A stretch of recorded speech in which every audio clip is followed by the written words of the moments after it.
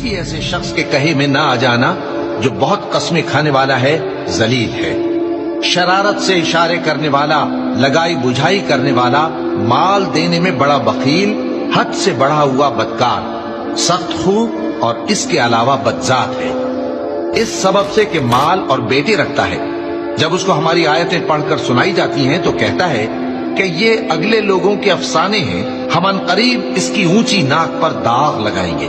ہم نے ان لوگوں کی اسی طرح آزمائش کی ہے جس طرح باغ والوں کی آزمائش کی تھی، جب انہوں نے قسمیں کھا کھا کر کہا کہ صبح ہوتے ہوتے ہم اس کا میوہ توڑ لیں گے، اور انشاءاللہ نہ کہا، سو وہ ابھی سو ہی رہے تھے کہ تمہارے پروردگار کی طرف سے راتوں رات اس پر ایک آفت پھر گئی، تو وہ ایسا ہو گیا جیسے کٹی ہوئی کھیتی۔ پھر جب صبح ہوئی تو وہ لوگ ایک دوسرے کو پکارنے لگے کہ اگر تم کو کاٹنا ہے تو اپنی کھیتی پر سویرے ہی جا